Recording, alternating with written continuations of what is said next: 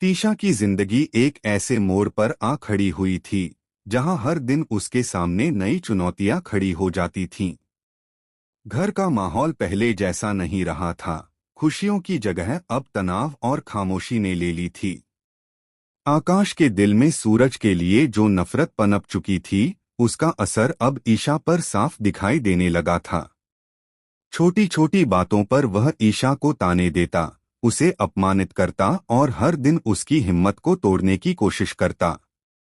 धीरे धीरे उसने घर की जिम्मेदारियों से भी किनारा कर लिया। यहाँ तक कि मासूम मीसू की पढ़ाई और उसकी जरूरतों की ओर भी उसका ध्यान नहीं रहा।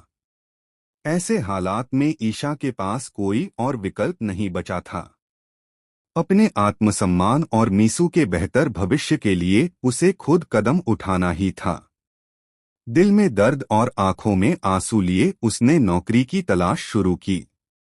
अगले ही दिन वह उम्मीद और साहस के साथ घर से निकली, लेकिन बाहर की दुनिया उतनी आसान नहीं थी जितनी उसने सोची थी।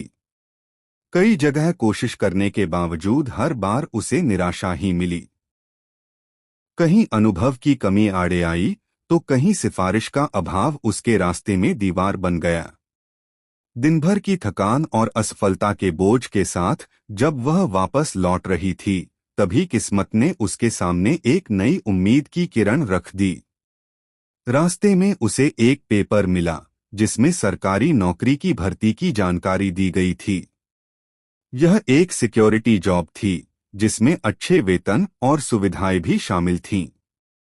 सबसे बड़ी बात यह थी कि ईशा के पास इस नौकरी के लिए जरूरी योग्यता और सभी दस्तावेज मौजूद थे।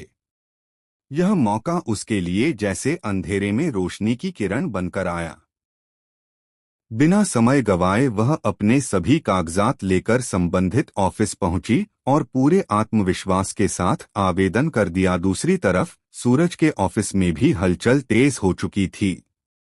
सिक्योरिटी पद के लिए कई उम्मीदवारों में से 3 को शॉर्टलिस्ट किया गया और उनके फोटो सूरज को भेजे गए। लेकिन सूरज, जो अब भी गलतफहमियों के चलते ईशा से नाराज था, इस प्रक्रिया में कोई खास दिलचस्पी नहीं दिखा रहा था। उसने बिना देखे ही स्टाफ को फैसला लेने की जिम्मेदारी सौंप दी। किस्मत का खेल देखिए, स्टाफ ने जिस उम्मीदवार को सबसे योग्य समझा वह ईशा ही थी। इस तरह अनजाने में ही सूरज ने अपनी जिंदगी में ईशा की वापसी का रास्ता खोल दिया। कुछ ही समय बाद कहानी एक नए और दिलचस्प मोड़ पर पहुंचती है। ईशा उसी